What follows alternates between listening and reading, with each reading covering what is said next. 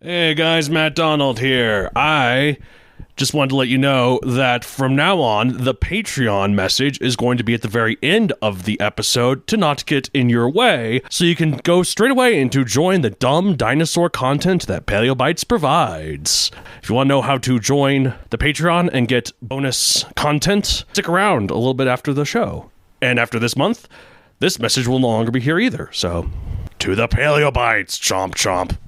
Roar, growl, snarl, bellow.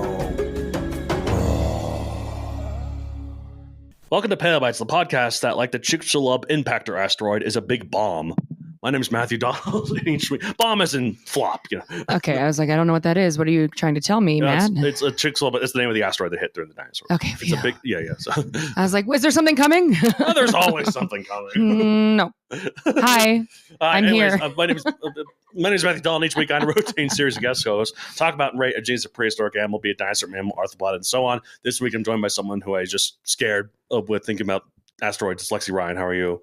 I'm scared. I used to really be scared of asteroids, and now I'm just like, whatever. Now I'm like, we're gonna pew them, pew pew, Pew pew, or redirect them via gravity. Yeah. Okay.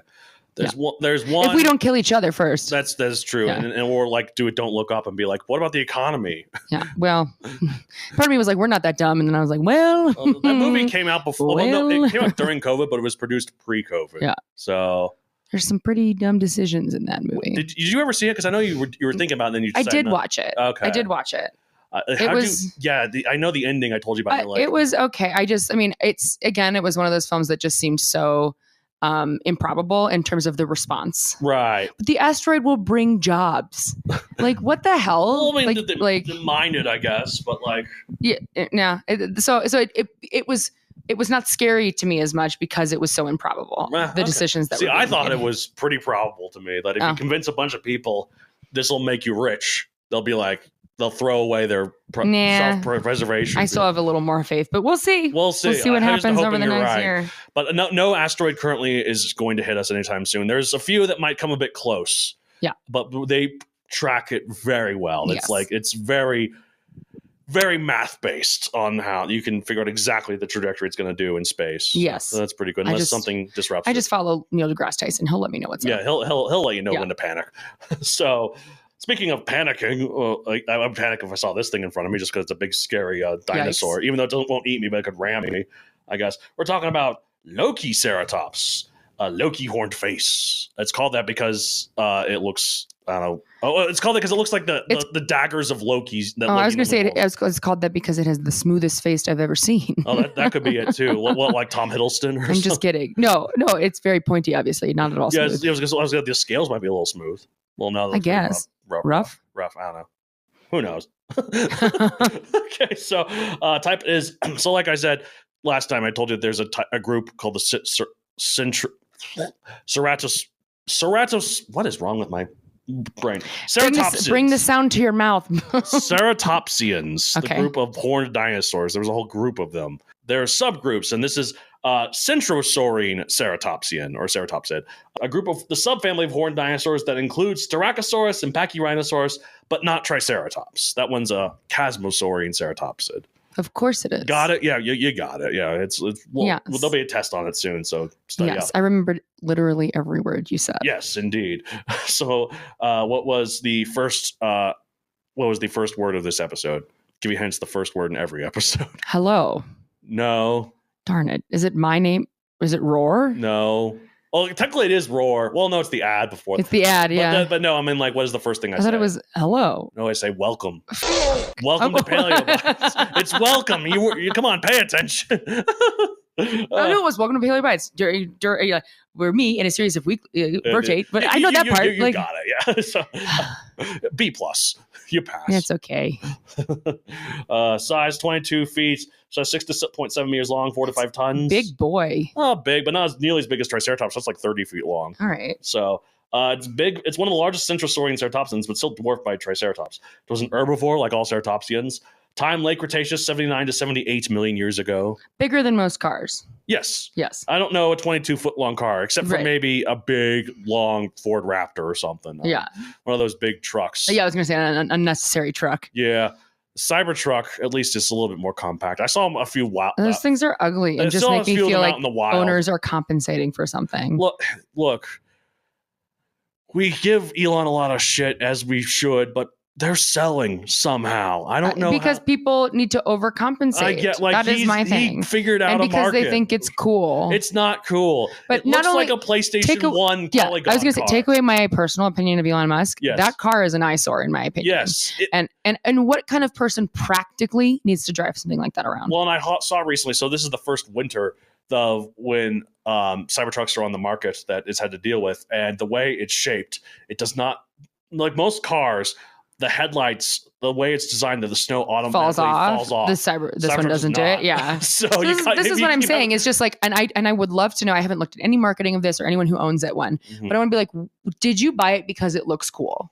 And if not, why did you buy it? Maybe there's a reason I can't think of, but for just like, I'm going to work and I have a normal job and blah, blah, blah. Why? You buy it as a way to show your status or the some kind of get a friggin' Lamborghini then. Well, no, because that's a different type. The type of person who buys a Cybertruck is a different kind of person who buys a Lamborghini, I think. Slightly. I don't know. It's like a Lamborghini is actually rich and powerful. I was going to say, it's just thinks they're rich and they're just trying. Yeah, they're trying to emulate rich people. They're bootlickers.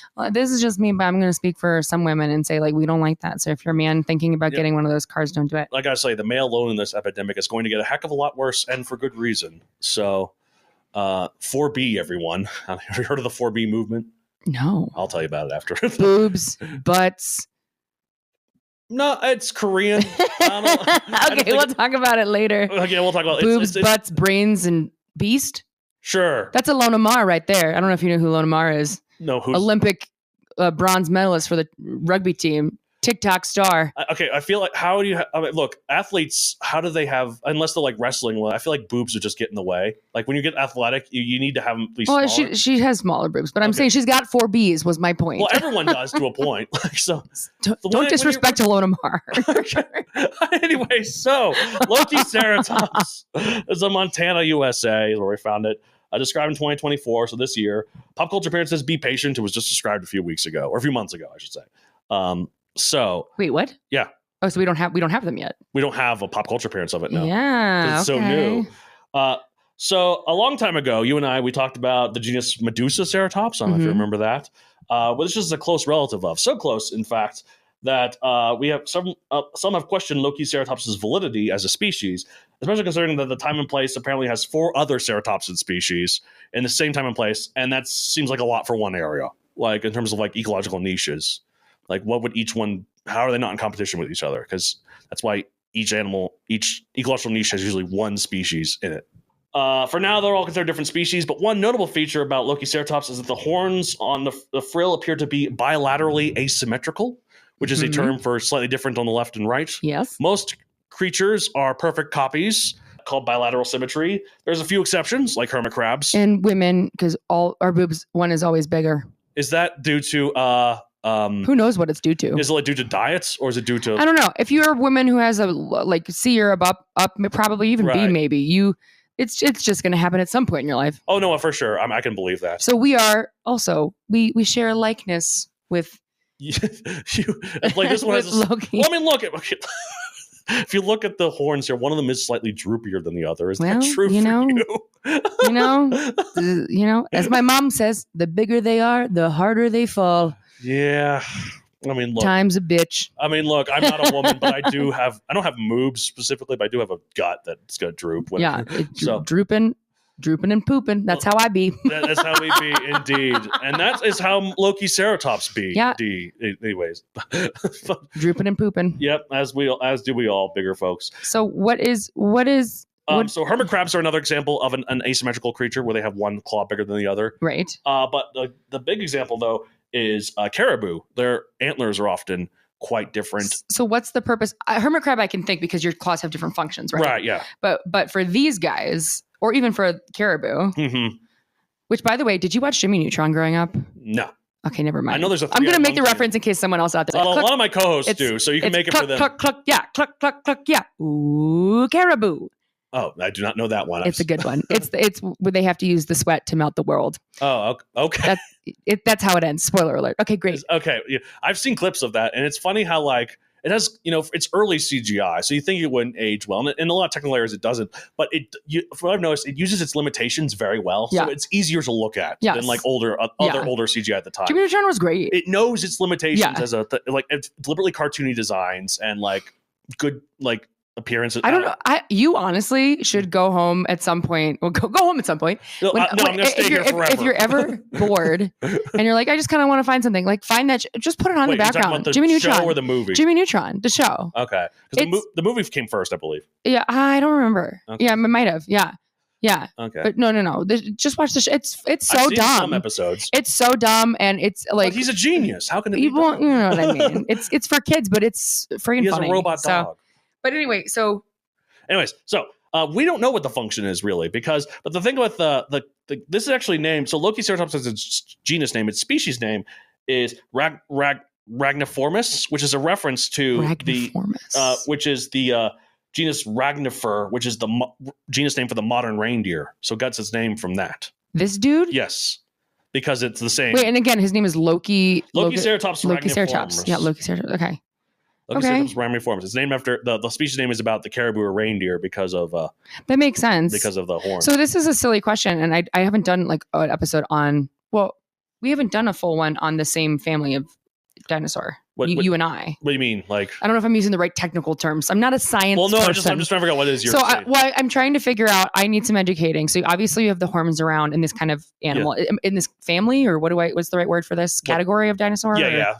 Clade is usually group is good. Okay, I just wasn't sure. Sometimes you get into actual like family genus and all that stuff. I don't know. Group or clade is pretty. Okay, and also it's all man-made, so who knows? Okay, so the surrounding bill, right? The frill, the frill. Yes. That thing has spikes. Yes. Then there seems to be spikes protruding out of the actual face. Yeah, those are the brow horns. Okay. That's like what Triceratops has. So those are, and that is what its name is after. No, it's after the ones on the frill. It's the frill, but but it has tiny bumps as well. So technically, there's more than 3. Well, that's why it's not Triceratops. That's Loki. Yeah, Lokiceratops. Triceratops. Yes. Triceratops does not have any horns on the frill. I haven't looked at a picture of one for a while. Yeah, Triceratops does not have any horns on the frill. It just has one on each brow, so 2 up there, and then 1 on the nose. This one has none on the nose. Okay. So, because like there's a combination of like all the different ceratopsians seem to have different combinations and different sort of styles of their horns in different places. So like you have Triceratops, which has a nasal horn and brow horns, but no frill horns. You have Lokiceratops, lacks a nasal horn, but it has brow horns and frill horns. And then you have Styracosaurus that has a nasal horn, no brow horns, frill horns. Then you have Zuniceratops, which just has brow horns, no nasal horn, no frill horns. You have something like Regaliceratops that has all 3, so nasal horn, brow horns, frill horns. Sometimes I think it's wild that there's many too many variations. But then I'm like, well, humans have been around for so long, and think about how variations just in our appearances, right? And that's and then we're all the same species. And that's the thing I'm going to get into with Lokiceratops as well. Since we only have one skeleton, we don't know if this is representative of all of them or this is just a defect. Yeah. How often are we basing everything we know so Very far often. Like I said, Centrosaurus, where we have hundreds of complete skeletons, that's not the norm. So is there an idea with paleontology then that's like, let's approach this assuming these things, or is it like we know for sure? Oh no, there's definitely there's papers like arguing different things. Yeah, and also there's things called like there are scientists who say I am sure. Yes, but they have to have their evidence for it. Yeah, but it's just one person basing enough of one fossil. Well, sometimes it's multiple people, like a team with one fossil. But I just think the one fossil thing, I didn't realize. Well, I mean, not one. No, I shouldn't say one individual fossil. It's multiple fossils of one individual dinosaur. Well, that's what I'm saying. They only have the set one time. Yes. So like if you got a car and then you were like, I've never seen this thing before. This is crazy. Let me base everything I know off of this one car. What if your car had, Well, that's the thing. That's what we don't know for sure if this thing with the asymmetrical horns, is that how they all were? Or is this just a weird defect this one had? Yeah. So like you said, like some women have. Like you say, all women have different size boobs. Some women, it's very obvious though. So I've never noticed anything obvious. I mean, I haven't either. I'm just assuming. It probably isn't. That's because I was saying it's most women. Yeah. It's not obvious. Oh, okay. Well, because you haven't noticed. yeah, that's true. I have not noticed. Then again, the amount of boobs I've seen in my life. You don't have to. I'm not talking about looking underneath. I'm talking about just walking down the street. Oh, I'm yeah, picturing. I think it's easier to tell if you can see the whole thing. Yeah, but you said very obvious. I'm thinking like one person. Well, like one F cup and one A cup. Womp. Yeah, like it's like a just flexing, bouncing around. Yeah, like. that sounds. Yep. Very it sounds very difficult to walk like that. Yep. So anyway, but no.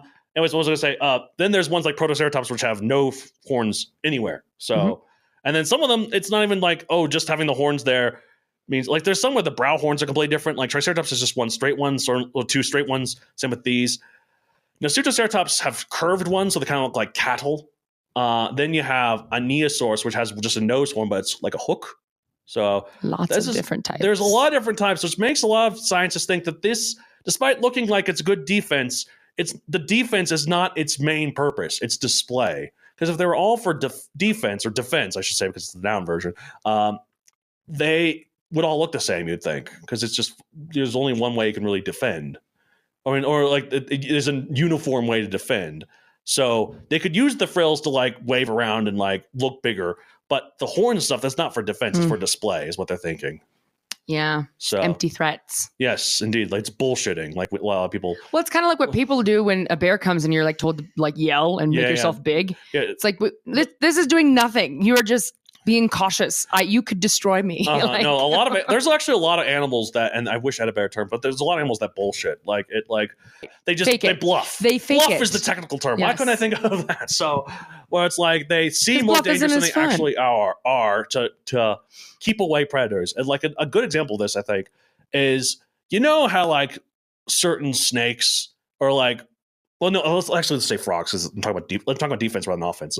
So poison dart frogs are very colorful, right? Yes, because they're so poisonous. Yeah. Because it wouldn't make sense for them to just have the poison if you still get eaten anyways. You need a way to warn predators, because if you're blending in, there's no need to be poisonous. Right. Well, it's like, or if someone eats you because they think you're not poisonous and then dies due to your poison's still useless because you still got died. Yeah. Yeah. So the colors are meant to warn predators. But then there are some frogs that are colored but are not poisonous. They do that because other predators think that they're the poisonous ones and avoid them. So they live in the same environment. Sort of like certain snakes that have the same colorations as venomous snakes. Well, I was going to say, what's that one? There's the I was going to say red on white, white on red, yellow. Yeah. Well, it's a what is it? It's the king snake versus the coral snake. So, or the king snake or the milk snake versus the coral snake too. So it's like, because like the coral snake, like you're a friendly right next to yellow or red next to yellow. You're a friendly fellow. Yes. Well, fellow, I think is what it is, because red. That's an important distinction. Red next to yellow is bad. What's the rhyme? I don't know the rhyme, but I do know that red and yellow together are the bad one. This is important, and in case I see a snake later today. Okay, because I have to know, what is the snake rhyme? Coral snake versus king. Red touches yellow, kill a fellow. Red touches black, friend a jack. Oh. I heard bite, but I think the reason why I'm sure there's iterations of that, but I think I heard bite because I think I heard that rhyme first on Arthur, and maybe kill was a little too So if you're listening to this, here's a photo to show. Snakes, it's the king snake and the coral snake, and the king snake is there's no red touching yellow. So he's fine. Yeah. So red touches yellow, kill a fellow. Red touches black, friend to Jack. Well, Lokiceratops. What do we get back to that? Hold on. Well, that's basically it. It's just a horned dinosaur with asymmetrical frills that may or may not have been part of the species or just a weird defect that one individual had. Then we'll have to keep an eye out for the pop culture. Yeah. See if it pops up anywhere. Well, I mean, who knows? Could we see potentially you make a work of art with one? Be the first. You be the first. I've done that before, yeah. So yeah. Well, that's true. So why don't you reference yourself? I guess you did. Well, I did not put Lokiceratops in it. So yeah, because this was discovered after I finished it. So. Okay, so you got to officially reference it. Yes, this podcast episode might be the first representation of it in pop culture. You heard it here first, folks. So yeah. Oh, it's really cool. Actually, I know this guy who is actually working in paleontology, and he's been on the show a few times. and he's currently him and his team are working on some finds. And there's he says there's a dinosaur there that's not been officially described yet, but they're working on it. And when it is officially described, he and I are going to do the episode together. So that's so exciting. I know, and he's the one who described it. What an honor. So I know, so that's pretty cool. Like, here's the guy, I'm talking about this dinosaur on this dumb show, and here on this dumb show is the guy who described it. So that's cool. Very cool. Yeah. So anyways, Lokiceratops gets 25 million from me. It's got a cool name. I'm going to have to go like an 8. Oh, 8 It's underwhelming. Yeah, what about that's got the droopy horn? Even more of a reason. You must be perfectly symmetrical. You must be perfectly symmetrical. All these standards you impose on others that, according to you do not have on yourself. If you don't have the money for cosmetic surgery, you're just ugly. To make the boobs are perfectly equal in size. I want them bigger, better. Just perfect. I don't care the size. Just want them to be equal with each other. So yeah, and 8. Also, just we don't know enough about it. Like it loses. It loses points because I haven't seen it in pop culture. It's not popular yet. It's not popular, and you only need popular. Yes. And right now, Wicked style, you got to be popular. This is a depressing creature with something. yeah. Don't make me laugh. You got to be popular. Get out of here. Go see Wicked, guys. And even when this episode comes out, I'm sure it's still in theaters. It's doing very well. It will be. It's doing very well. That's it for this week. If you'd like to hold the show, you can contact me at palebites.podcast@gmail.com, Palebites Podcast on Blue Sky, and Palebites Podcast on Instagram. Where can they find you? I am Lexi on Instagram. Just at Lexi Tate 44. LEXI TATE 44. Yeah, I was going to say, what is just Lexi on? Someone surely just has Lexi at Lexi on. I don't know. It was the first Lexi. Lexi 0 on Instagram. And if you like Dungeons and Dragons, I'm going to start saying this because it's my passion. Plug, yeah. It's my passion. Hit me up if you're approaching the game new, if you want to learn about it, if you want to have me as your DM potentially, you hit me up. I have 3 characters currently now that I play with Dungeons and Dragons. Yeah. Oh, hold on. I got to expand my plug a little bit. Is that okay? I have worked with Broadway, film, and television actors. Oh, that's cool. Isn't it cool? That's why I'm plugging it. The most I've done, like I said, I have a paleontologist friend, but other than that, yes. Wait, no, I've met a few people. I've never worked with them, but I've met a few. I have to say I played with them. Yeah, that's cool. That is cool that you played with them. We played with them. Well, for some reason, I always picture celebrities as really, really tall. Maybe it's because they're larger than life. Ariana Grande is like 5 feet. I know, like most of them. If you watch them, speaking of, like I have played with Frankie Grande, her brother. Oh, really? That's cool. What did you guys play? He was in my one shot for Titanic. Oh, that's cool. I didn't know that. That's amazing. Yeah. Wow. But no, since they're so larger than life, and I see them just on the screen, I'm like, oh, you must all be 8 feet tall, right? But no, most of them you could just, especially without makeup, if they're the women, they would just blend in a crowd. They're people, like unless they're Kardashians, because they're not people. They're not people. No, they're lizards. Basically, but not related. That was disrespectful to lizard culture. I was gonna say this is a dinosaur podcast. The terrible lizards. If anything is a terrible lizard, it's the Kardashians. But no, they're not dinosaurs though. And they've got some boobs. But are they real though? They're surely they are not. Okay, that's the thing. For sure, they're not. Admittedly, they're not. Look, people can have their preferences, but I prefer au natural. So. You know what? Anyways, that's it for this week. You guys all now know important info to take away for. All right, we'll say the end of episode of Paleo Bites. I prefer au natural boobs, I guess. I don't know. Bye. Bye. Thanks for listening. If you want to further support the show, you should subscribe to my Patreon at patreon.com/MatthewDonald, where you can get ad-free episodes and you can get the raw, unedited episodes, and every month you get bonus episodes where we talk about pop culture featuring prehistoric animals. We've talked about Jurassic Park, we've talked about the obscure strategy game Dino Island, we've talked about Friends, we've talked about Google Chrome, we've talked about Dinoverse, we've talked about Terra Nova. Who knows what we'll talk about? It's a mystery every time. So go and check it out at patreon.com/MatthewDonald. Thank you so much for listening, and have a good day. Chomp.